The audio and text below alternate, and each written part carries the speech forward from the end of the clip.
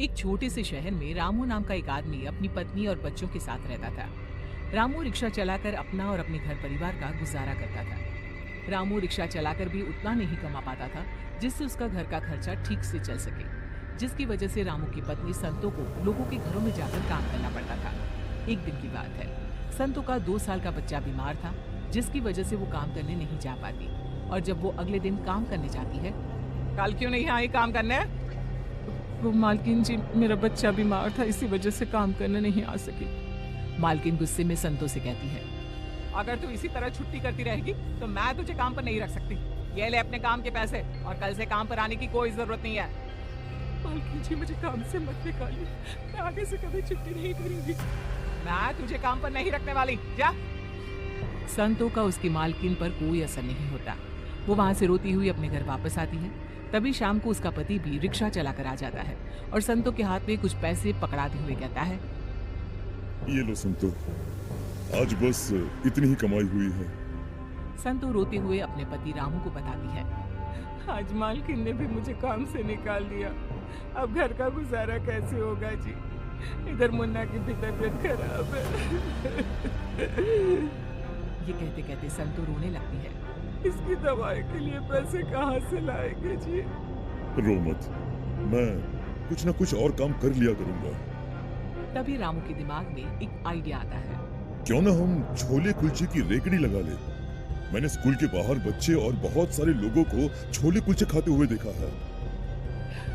ठीक है जी, मैं छोले कुलचे बेचा करूंगी और तुम रिक्शा चलाया करना।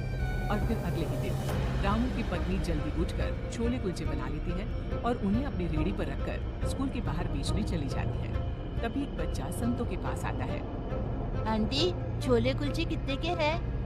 20 रुपया बेटा। आंटी, 1 प्लेट दे दीजिए ना। अभी देती हूँ बेटा। संतो उस बच्चे को 1 प्लेट छोले कुलचे बनाकर देती है। छोले कुलचे खाकर बच्चा कहता है, आंटी, आपके छोले कुलचे तो बड़े ही स्वादिष्ट हैं। संतो बच्ची की बात से खुश हो जाती है। तभी उसके पास एक और आदमी छोले कुलचे लेने आता है और वो भी उससे छोले कुलचे मांगता है और खाने के बाद एक और प्लेट घर ले जाने के लिए पैक भी कराता है। अरे मुझे भी एक देना, 1 प्लेट छोले कुलचे मेरे भी।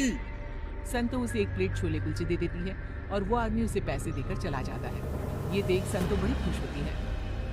भगवान, ऐसे ही मेरे छोले कुलचे सबको पसंद आते रहे बस।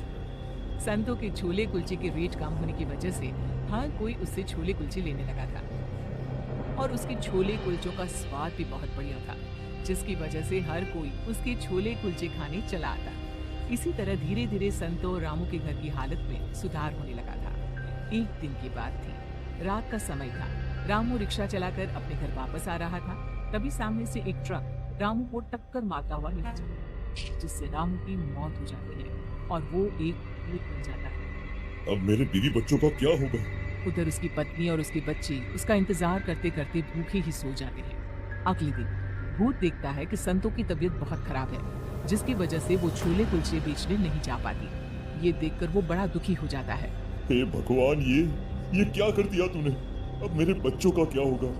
जैसे तैसे करके घर की थोड़ी सी हालत ठीक हुई थी, अब मेरी पत्नी भी बीमार है। अब मेरे बच्चों का क्या होगा? और अगली सुबह भूत वापस रामू बन जाता है और जैसे ही घर आता है तो संतो उसे देखकर रोने लगती है। तुम कहाँ चले गए थे जी? वो कल रात मैं वहीं सड़क पर रिक्शा में सो गया था, इसलिए मैं घर पर नहीं आ पाया। संतो की तबीयत ज्यादा खराब होने की वजह से वो छोले कुलचे बेचने नहीं जा पाती। भूत संतो से कहता है, तुम चिंता मत करो, जब तक तुम ठीक नहीं हो जाती छोले कुलचे बेचने के लिए मैं चला जाया करूंगा। इस तरह भूत सुबह होने से पहले रामू बन जाता और छोले कुलचे बेचने चला जाता। फिर जैसे ही शाम होती वो घर आकर संतो के हाथ में पैसे पकड़ा देता और जैसे ही रात होती तो वो वापस भूत बन जाता और वो चादर ओढ़कर सो जाता, जिससे किसी को ये पता न चल सके कि वो एक भूत है। एक दिन भूत छोले कुलचे बनाकर उन्हें स्कूल के बाहर बेचने चला जाता है। देखते ही देखते रामू के सारे छोले कुलचे बिक जाते हैं। ये देखकर वो बड़ा खुश होता है। भूत इसी तरह हर रोज रामू बनकर छोले कुलचे बनाकर उन्हें बेचने लगा था और जैसे ही शाम होती वो घर आकर संतो को पैसे पकड़ा देता और चादर ओढ़कर चुपचाप सो जाता। ऐसे तो जल्द ही मेरे घर की गरीबी दूर हो जाएगी और मेरे बच्चों को किसी भी चीज की कमी भी नहीं होगी। इस तरह अब संतों के घर में पैसों की कोई कमी नहीं थी। उसके घर की हालत धीरे धीरे सुधरने लगी थी। अब भूत ने एक बड़ी दुकान भी कर ली, जिसकी वजह से उसकी बिक्री और ज्यादा होने लगी। अब तो संतों भी बड़ी खुश थी कि उसे लोगों के घरों में काम नहीं करना पड़ता था। उसके बच्चे भी अच्छा खा पी रहे थे और एक अच्छा घर भी था उसके पास। एक दिन रामू का दोस्त रामू के घर आता है। भाभी जी, रामू के मरने का हमें बड़ा अफसोस है। तुम ये क्या बेखुदी बातें कर रहे हो? मेरे पति तो जिंदा है, तो क्यों उन्हें मार रहे हो तुम? ये कैसे हो सकता है? मैंने खुद उसकी लाश सड़क पर पड़ी हुई देखी थी। नहीं, ऐसा नहीं हो सकता। तुमने जरूर किसी और को देखा होगा। अरे मेरे पति तो छोले कुलचे बेचने गए हैं। तुम्हें जरूर कोई गलतफहमी हुई है भाभी। फिर रामू का दोस्त वहां से चला जाता है। संतू उस आदमी की बात सुनकर सोच में पड़ जाती है। तभी कुछ देर बाद शाम होती है और रामू घर आता है।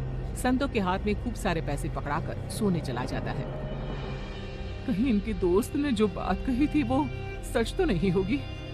जैसे ही रात होती है, संतो अपने पति की चादर हटाकर देखती है तो उसके होश उड़ जाते हैं। भूत? तो भूत कैसे बन गए? यानी तुम्हारा दोस्त सही कह रहा था, तुम मर चुके हो। हाँ, ट्रक के कुचलने की वजह से मेरी मौत हो गई थी, पर जब मैंने तुम्हें बीमार हालत में देखा तो मुझसे देखा नहीं गया और फिर मैं छोले कुलचे बेचने लगा, जिससे कि तुम लोगों को कभी किसी भी चीज की कोई भी कमी ना आ सके। अब तुम्हें कभी भी कोई भी चीज की कमी नहीं होगी। अब छोले कुलचे की दुकान बहुत ही अच्छी तरह से चलने लगी है। अब जब तुम लोगों को पता चल गया है तो मुझे जाना होगा, और वैसे भी अब तुम्हें किसी भी चीज की तकलीफ नहीं होगी। तुमने हमारे लिए कितना कुछ किया। भूत बनने के बाद भी हमारा अच्छे से ध्यान रखा। संतो, अब मुझे जाना होगा।